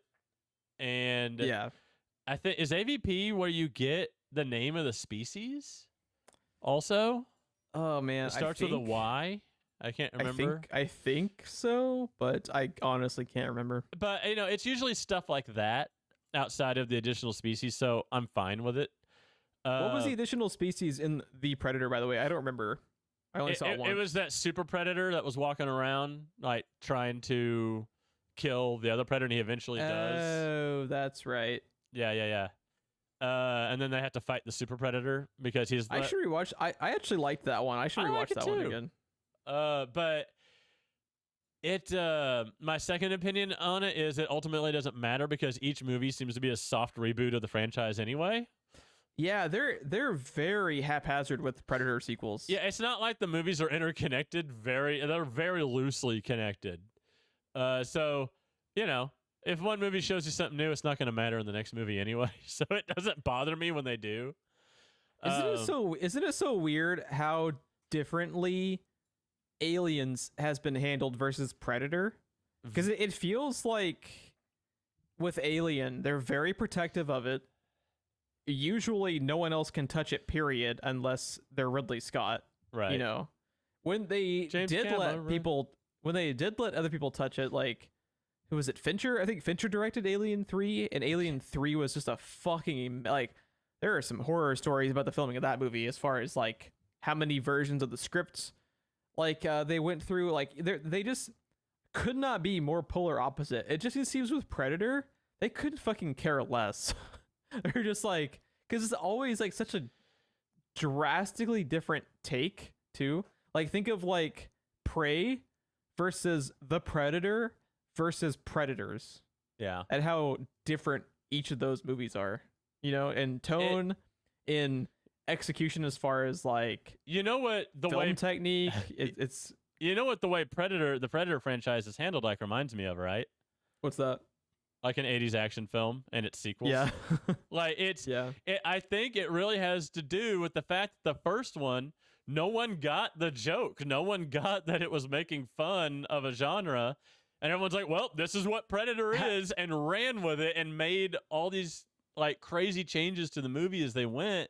Whereas Alien, like, very specifically, like, everyone knows what each movie in the Alien franchise is when they see it. It's like no one in Hollywood got the joke. How funny is it too, and how heartbreaking is it that the exact same thing happened to John McTiernan's Die Hard franchise? Yeah, because John McClane, perfect example of what I'm talking about. Was a like narrative kind of like expectation subversion of what a protagonist could be in an action movie. He's the everyman that has to rise to superhero and doesn't want to. and never reached the status of like, oh, he should be fucking dead. He's a fucking superhero in Die Hard 4 and 5. He's like fucking sliding away from like a crashing jet. Like he's fucking he jumps onto the back of it. Like he's Steve Rogers, dude. Yeah. He's doing Captain America shit. I'm just like, y'all fucking don't understand what this character is supposed to be or this franchise at all. Maybe that's part of what made McTiernan stop directing. He looked at like what was happening to Predator and Die Hard and like some of his other shit. He's like, man, this fucking sucks. I want to go. I'm done. We broke him. Yeah, we fucking broke It's like it. it's like that tweet that was like, guys, we broke Joss Whedon. Like when what was it, Age of Ultron or Yeah. whatever? And that was that tweet. It's like, guys, we broke Joss Whedon. It's like we broke McTiernan. And then eventually, Joss Whedon broke his own career. Yeah, Joss Whedon finished his own career for him. Yeah, yeah. And He for double us, tapped the fuck out of that shit. But he doubled down. how funny is it that it's just like, man, Die Hard got fucked. Predator can be fucked because they just seemingly don't care about it. Like, so what a weird but fascinating franchise that I love overall. Like, just to see how they've handled it is so weird. Yeah, it's interesting. Two things I want to mention before we get out of here. Okay. First off, there was something that we didn't talk about in Prey that you can kind of see in this movie as well. This movie does it. You can see they got the idea, but just kind of amped it up, not to 11, but they amped it up a few notches higher and went with it. I felt really bad when we got out of Prey and we hadn't talked about it. Those, you talked about the lingering shots on nothing, and this movie does that as well. You can tell they got that lesson. But they also, in Prey, something I think you see maybe once or twice in this movie, those really beautiful, wide shots that were in Prey. And, like, I think that title screen may be one of the most gorgeous title screens I've seen in a movie, because if you recall, it looked like the beginning of a Tomb Raider video game. It was one of those ultra-wide shots. You see her real tiny standing on one of the cliff sides. At the top of your screen is the quote-unquote Thunderbird, right? It's the Predator spaceship coming down. And as it pans up towards the sky and you just see the jungle and it comes up Prey, like, that was just amazing. They did that several times in that movie with just these huge ultra-wide shots. And you see a couple of those in this movie. So it was interesting to see that they took that and made that the entire feel of Prey. But something we haven't talked about yet, and we always suck at mentioning, is the music. Yeah, the Alan Silvestri. I had completely forgotten. I'd completely forgotten he did the soundtrack to Predator 2. The guy that gave us the Avengers theme and many other great things, but the thing that sticks out in my head, and I hear that name, I cannot hear that name without thinking of the Avengers theme. Specifically, the one that always jumps out to me is Thor in Infinity War. Yeah. And just like, if you're ever having like a bad day, just watch that scene and you'll get jazzed up, dude. It's so good. Bring me Thanos. So fucking good. So good. In fact, Joss Whedon deserved to get shit canned for Infinity, or what was the fucking second, Age of Ultron, just because they didn't use the theme song. Fuck them. Right. That theme song is too good to not use. Fuck you, Joss Whedon. Break him, I say. So, one parallel I wanted to make with this movie, you talked about the first, it's like 45 minutes before we even see the Predator. Mm-hmm. Very much at the beginning of this movie, and then anytime Predator's not on screen, your monster is the goddamn drums. I don't know if they're like bongo drums. I don't know what they are, but that as soon as you start hearing that, you start scanning the scene for an invisible fucking monster that is not there. Mm-hmm. Almost any time you hear that little rapper on the drums, almost every time there is no monster in the scene, but you can't help but look for him. It's like cluing you in, playing with you on the fact that that's what horror movies do, right? The music is the cue to the audience. It's almost like how a rim shot is the cue to the audience that was a joke and you're supposed to laugh. Yeah. Music in horror movies for a long time, and a lot of movies still today, for whatever reason, still do that. And like Jaws, where the monster, quote unquote, is the music, a lot of the time in this movie is spent being afraid of the goddamn music. And then when something is happening, you just get that intense intense score coming in. And it's so good. Yeah, when the shit's hitting the fan for the second half of this movie, the soundtrack is just fucking amazing. It's so good. And when Arnold is Lara Crofting his way into battle with the Predator, and that music is just let loose on the scene. It's awesome. It's so good. Fucking, it's awesome. I also, as a counterpoint to it, I actually really liked how in Prey they did like the opposite, and they let it be quiet. Yes. Like a lot of those scenes where they were just left lingering at shots of like the woods and stuff in the dark, and there'd just be silence, and like all you'd be hearing is like the wind like whistling around the trees, and it just makes it accomplishes like the same effect in the exact opposite way. And I just thought it was a really good touch as far as like kind of like letting the movie breathe and just letting it be quiet, because it makes it it's like less intense and more eerie, and both ways can be totally effective because you see it, but it's interesting that it's like accomplishing the same goal just in a different mindset. Yeah, and it's always cool to see them like play with a franchise as far as like what's worked and what could work even better. I think that comes down to basically time period, like the filming techniques change over time period. You see that a lot more of like the really good horror movies and stuff now. You saw it some, like we talked about it in Alien. I couldn't even really tell you what the music was in Alien, even though I know I liked it and it was good. I can't really remember it because the most memorable moments of that film has no music. It's like the soundtrack is like the sounds of the ship. Yes, just it's the background ambient noise of the ship for the most part. Yeah. Whereas in 1987, you're gonna tell me you're gonna make a movie with no music blasting at you the entire time. Arnold Schwarzenegger, like there's no way that was never gonna happen. No way. But thankfully, that doesn't mean it was misused or mishandled. It was used very effectively. Yep. Alan Silvestri is really good. Alan Silvestri is so good, and anytime you hear his name, you mention his name, I hear the Avengers theme. It's just automatic. I can't control it. I mean, what a good fucking theme. Let's see. I'm just kind of like scrolling around his IMDb to see like what other stuff he's done.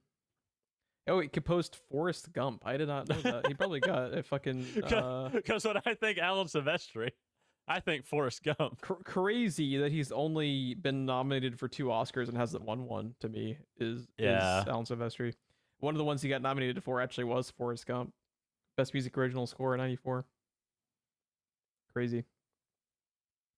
So glad they brought him back for the later Avengers movies, man. So glad. Did he? I forget. Did he do The Rocketeer? I'm looking back through. I feel like we talked about him. Maybe. I feel like we talked about him. What year was The Rocketeer? That's a good movie. Yeah, I like The Rocketeer. It's very much of its age, but not in a bad way. It's very much of its time, I meant to say, but not really in a bad way. It's kind of all of the good things about movie making in the 90s. I'm looking it up right now. Just fact check. Because I feel like I remember you and I having a conversation about him doing it, or maybe it was, let's see. Oh, it was James Horner. That's who had done that. That's right. That's right. I get James Horner movies and Silvestri movies mixed up because they seem to have like the same kind of. They have a very similar style. They have a very similar style, and they have like a very similar type of movie soundtrack that they're picked to score for. It seems like they're kind of like that kind of. Yeah, but love James Horner too. But man, were there any other topics on Predator though that you wanted to touch on? I don't really think so. I think that pretty much covers it. At least for me. Interesting too that like that thing in Prey that we talked about really liking as far as the lingering shots of nothingness is basically like Billy Vision from Predator. He's just fucking looking for about 10 minutes. Yeah. And he's not seeing shit, but he knows there's something there. It's just like, yeah, I know what you mean because I watched Prey. I wonder if Billy is supposed to be were they Comanche in Prey? No, they might have been. I honestly can't remember. I don't remember. Let's see. Fortunately, I have access. I'm looking it up also. Wikipedia. Comanche. Pulling up the plot.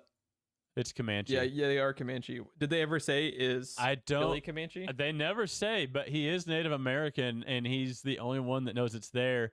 Obviously, Prey was a very recent movie, but if you want to have them feed into each other, it's like Billy knows like the stories or like the legends of something like this, you know? Because he's the only one that's acting out of place. He's the only one that's acting like he knows something the others don't. So it's interesting. It's very interesting to watch it feed into itself, right? Yeah, you can definitely like make that you can definitely make that connection and see that they maybe potentially and then for his go-to to cut himself in the same way her brother gets cut by the trapper before he goes into battle. It's just too good. Yeah, definitely could be. Watch Predator. Yeah, do a double feature of Predator and Prey, and they're you'll so have a good good. fucking time. So glad that Predator is back, like in the mindset of people in a good way, as opposed to a meme. People being a meme, or people just like, because like people get. I don't think the Predators, or AVP are quite as bad as some people online will make them out to be, but some people get fucking straight up vindictive about that group of movies that I don't really understand. It's like, I think you can find a lot more schlocky pieces of shit during this time period. You give me the option of watching Predators or James Cameron's Avatar, and I will take Predators every fucking day of the week, now, my that's friend. a movie I want to see. Take Avatar and drop Predator onto that planet. Dude, if you're telling me I gotta watch the Blue Cat people get slaughtered by the Predator over and over and over again, is that what James Cameron's doing? Is that his ultimate vision? Is that why he's gonna be making so many Avatar movies? He's building up to it. I don't think so, because that's not an established Disney movie plot like Pocahontas that he can directly rip off. I think that requires too much work. What do you think? What do you think the Avatar sequel is going to be based on? Mulan? House Back of Notre Dame. Beauty and the Beast. God. Beauty and the Beast. Tales of the time. I am not excited that another fucking Avatar movie is coming out, and people are gonna fucking pay to go see it. I just want to see those Blue Cat people sitting on a carpet, just going, a whole new world. I just want to see Blue Cat people's skulls lining the Predator's trophy case. The Predator yanks it out starting from the bottom of the spine, and it gets stuck halfway because it's so long, and he's got like his foot on the back, and he's just yanking. Like, what a shitty fucking design those stupid cat people are. They look so bad. God damn, they look almost as bad as the actual fucking Cats movie from a couple of years ago. Let's get the fuck out of here. We've been talking about Predator for a long time. We gotta go there. Or like, I have to stop us, or you and I will be here till 4 o'clock in the morning, because you know we could. We will find more shit to talk about, because we love ourselves some goddamn Predator. And just thank you, Prey.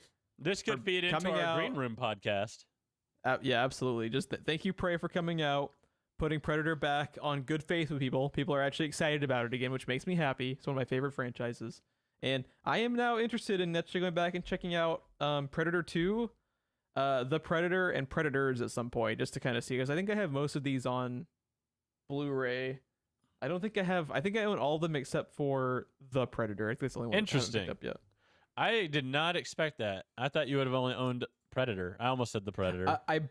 When I bought the Blu-ray, I bought the triple feature set. You didn't have a choice. Where it came with like I said, mostly with Predator 2 is I remember not liking it as much, but definitely not like hating it. And the same with Predators. Like I remember thinking it was okay, but never hating any of them. Even if whoever's listening to this, no one, doesn't like Predator 2 or thinks it's not their thing if they go in to watch it, there is still some genuinely good moments in that movie that make it worth watching. There's some really cool. One of them that comes out to me is the scene that takes place in the meat locker. Is really good, because they even say in the first Predator movie this only happens in the hottest years and the hottest summers, because Predator needs heat, and he gets locked into a meat locker with people that are wearing suits that hide their thermal vision. Nice. Yeah, I don't remember that. I need to watch that. Yeah, Gary Busey's trying to capture him, and that's his plan. He leads him into a meat locker. Like it's got some really cool moments.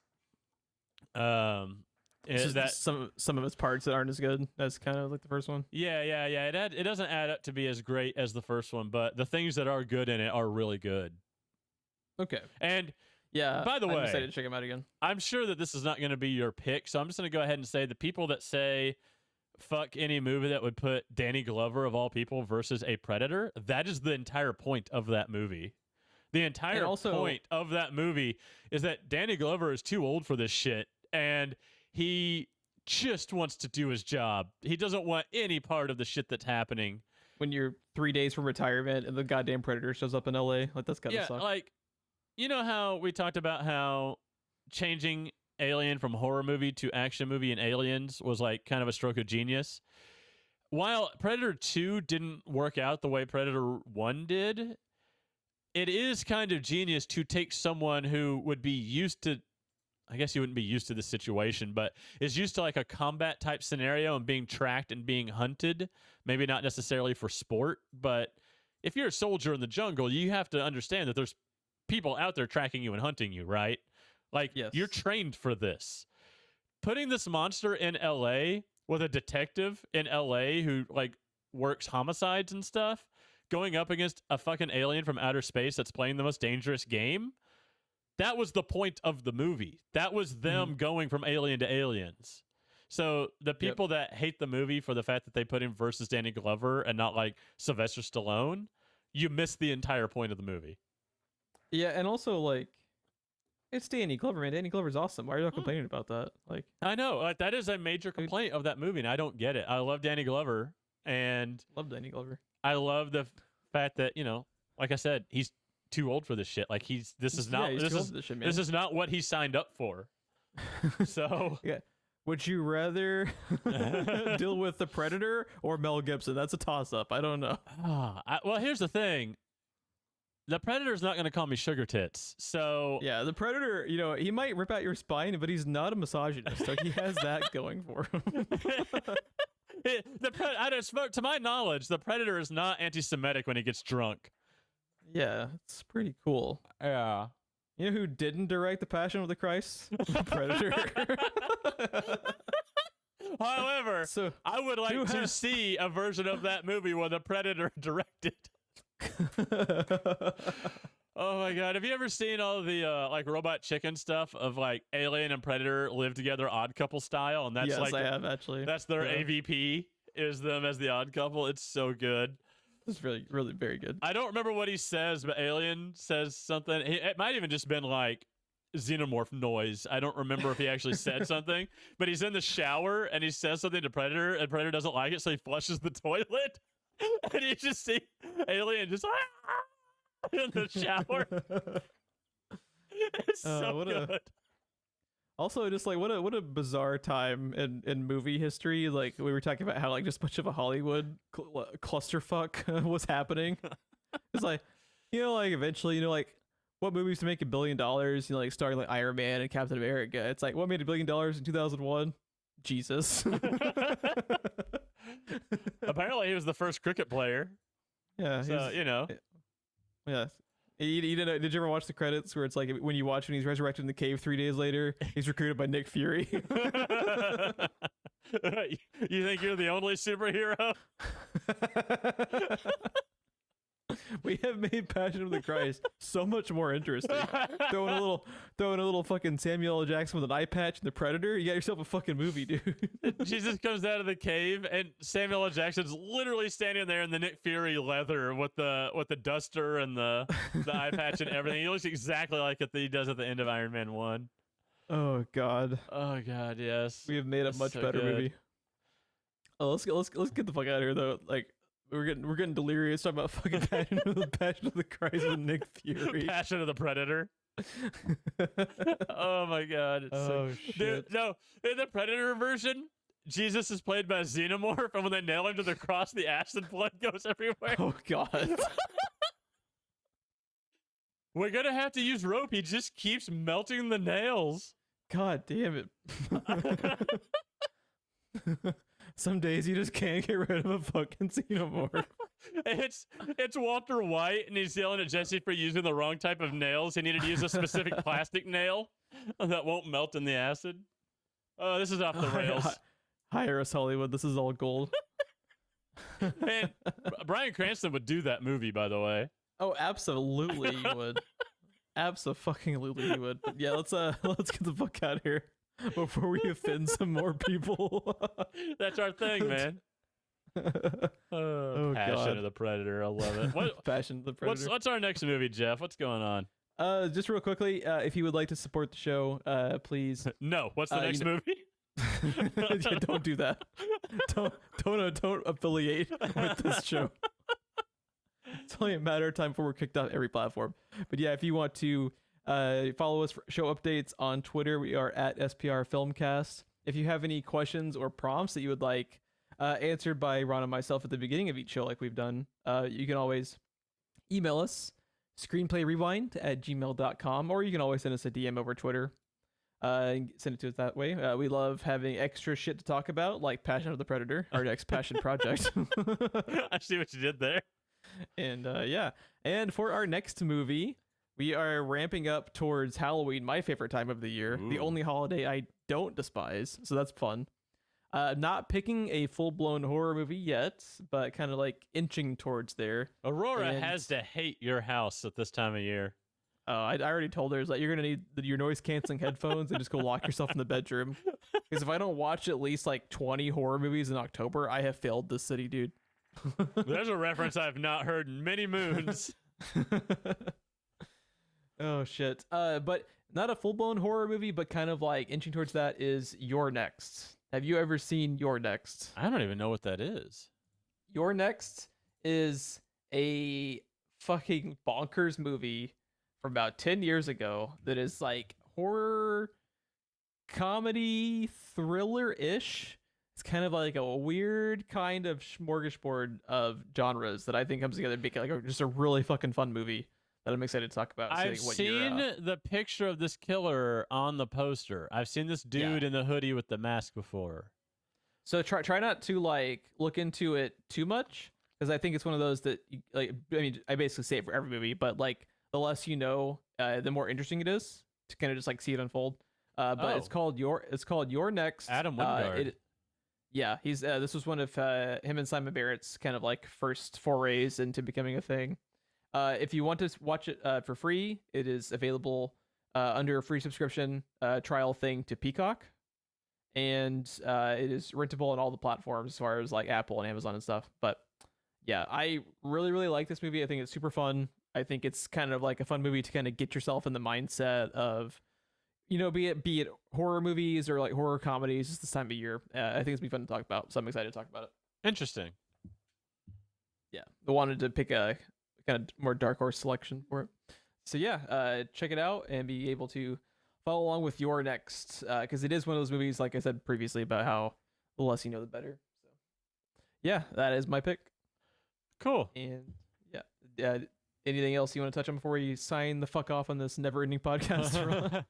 The never-ending podcast. No, that's pretty much all I got. Yep, it's been fun, man. I feel like we should probably just at some point finish off the rest of the Predator movies. Like when we just have like a lull, we're just like, you know what, let's just fucking do it. Like, because I would like to have an excuse to revisit the second one and the was it Predators and the Predator, and talk about them again.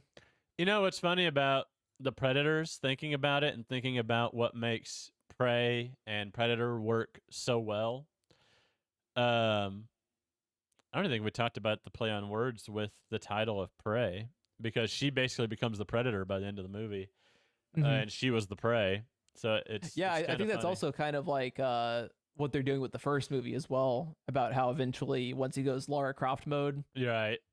Yeah, you can kind of view Arnold as the Predator at that point. But the funny thing, the thing that makes Predators not work as well as it could, if you changed absolutely nothing about the script but just changed the title and never showed the Predator in the trailers. Oh my god, that'd have been fucking incredible, dude. It would have been a completely different response to that movie, I think. Because like that was like your experience with Prometheus. Yes. And like one of the reasons you liked it so much is because you even fucking worked at a movie theater at that time, didn't you? Yeah, but I missed. I missed all the trailers. I just knew. It's insane. I knew it was a Ridley Scott movie. Somehow I had missed the news that we were doing Prometheus. I just knew it was a movie called Prometheus. It looks and sounds interesting. It's Ridley Scott. The guy made Alien. I'm in. Turns out it was Alien. And like that, and what was so funny is like that movie had been in production for like fucking ever too. So it's I like, knew the nothing fact about that movie. The fact that you knew nothing about that is a fucking miracle, and like what a happy accident to have. That's like I wish I had your experience with that. Dude, when we So got near the end of that movie, I was just like, "What is happening?" I know I don't know these how things. I don't know how I didn't spoil it for you. Like, how did I not talk to you before? I wonder if I brought up Alien and you just thought I was having just a different conversation at some point. When you see the engineer, or what is it that they call him in the first one, the jockey, the space jockey or whatever? I think they're called the engineers. That's the name of that's what we call the race. But I think in the first Alien movie, he's just referred to by the fan base as the jockey, right? Yeah. When they show him in Prometheus, I was basically frying that meme with his eyes narrowing as it slowly zooms in. I was just awesome. Like, wait, what? I love it. Yeah. Oh God, no. Next time you watch Predators, anyone listening to this, next time you watch Predators, think about if this movie had hidden the fact that it was a Predator movie. If nothing else was changed about the movie at all, just the title and the trailers never showed a predator or talked about a predator, what would the experience have been in that movie? Or even better yet, it's a Machete sequel. Oh my God. And just in the second act, Predators. Machete don't Predator. Machete don't Predator. Oh God. But it only works if Michelle Rodriguez is in it. God damn it. I don't like Michelle Rodriguez. She's one of the major players in Machete. Ugh, maybe that's why I didn't like that movie. It had too much Michelle Rodriguez. Not enough Michelle Rodriguez. Let's get the fuck out of here. Thanks for listening. Have a good night, everybody.